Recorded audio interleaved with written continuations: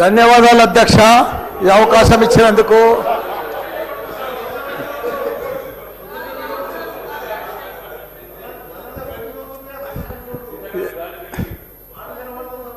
సరే, పెళ్ళికి వచ్చినా రాకున్నా కానీ ఒక అధ్యక్ష చాలా బాధాకరంగా ఉన్నది, చాలా ఇబ్బందికరంగా ఉన్నది. మా ఇన్ఛార్జ్ మంత్రి వల్లనే నాకు.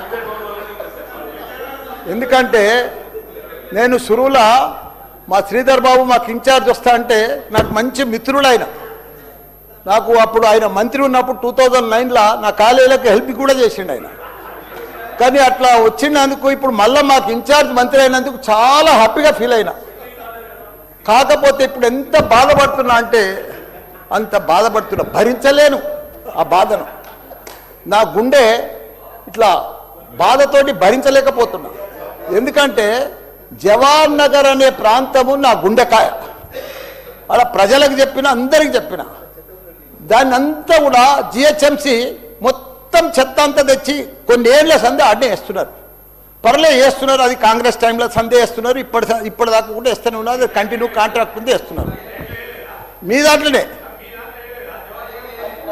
కంటిన్యూషన్ అని చెప్తున్నా. నా జర ఓపిక పడతా, నీకు దండం పెడతా. ఎందుకంటే ఆ చెత్త వేసినప్పుడు నేను మంత్రి ఉన్నప్పుడు మా కేటీఆర్ గారు 500 కోట్లు ఇచ్చిండు. చెత్తతోటి కరెంటు తయారు చేసే ఉత్పత్తి ప్లాంట్ ఆడ తయారు చేసినాం. దాన్ని అది కాకుండా 144 కోట్లతోటి క్యాపింగ్ పెట్టిన, మొత్తం మట్టి పోసి గడ్డి పెట్టి అది గుట్ట లెక్క తయారు చేసినాం. దానికి తోడు వర్షాకాలంలో అందులో వచ్చిన మురుగునీళ్ళు అంత వస్తే ఫిల్టర్ చేసేందుకు 250 కోట్లు ఇచ్చినాం వాటి ఎస్టీపీ. అంత బాగా చేస్తే అందంగా వాసన రాకుండా చేసినాం నా మంత్రి ఉన్నప్పుడు మా కేటీఆర్ సార్. అటువంటిది ఇప్పుడు 2 సంవత్సరాలు 4 నెలల సంది భరించలేము. కొత్త గుట్ట చెత్తకుండి తయారు చేసారు, కొత్తది ఒకటి. అది రోగాన బారి పడుతున్నారు. వాటర్ల పొల్యూషను, గాలిల పొల్యూషను, భూమిల పొల్యూషను, మురికి నీరు ఉండలేక 2 లక్షలన్నర ప్రజలు ఉంటున్నాడు. దయచేసి అన్నా శ్రీధర్ అన్న, నువ్వంటే నాకు చాలా అభిమానం, నన్ను పగబట్టకన్నా. ఎందుకంటే నా నియోజకవర్గం బంగారం అసుంటి, దేశంలోనే నంబర్ 1 అసుంటి మేడ్చల్ నియోజకవర్గం. దాన్ని తుకుడలు అచలం కుతలం చేసేది దాన్ని.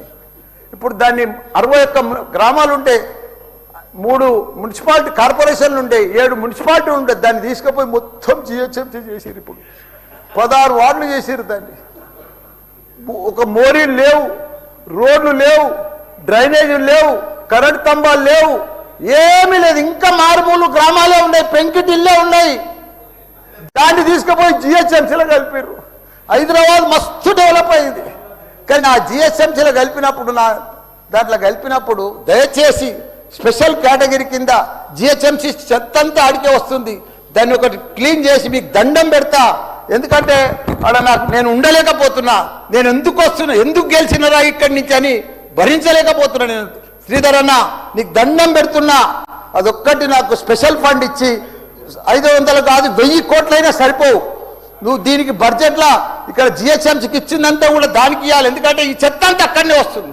అక్కడ కూడా ప్రజలన్నా, పేద ప్రజలన్నా, డెవలప్ లేదన్నా, మోరీలు లేవన్నా, రోడ్లు లేవన్నా, లైట్లు లేవన్నా, చచ్చిపోతున్నారన్నా, రోజు ఒకరు చచ్చిపోతున్నారన్నా, హాస్పిటల్ బారిన పడుతున్నారన్నా ప్రజలంతా. నేను చూడలేకపోతున్నా, నేను భరించలేకపోతున్నాను. నీకు దండం పెడతా. ఇదొక్కటి నాకు స్పెషల్. ఒక్కసారి మీరు ఇన్స్పెక్షన్ చేసి అక్కడ రావాలని కూడా కోరుతున్నా. మీరు ఈ నడుమ ఇనాగ్రేషన్ కూడా వస్తలేరన్నా. ఆ మహేందర్ రెడ్డిని పంపిస్తురన్నా, మీరు కావాలనే వస్తురన్నా, కుట్ర పంపుతురన్నా, నా మీద కుట్ర పంపుతురన్నా. ప్లీజ్ దయచేసి అదొకటి మీరు రావాలి. కృష్ణారావు గారు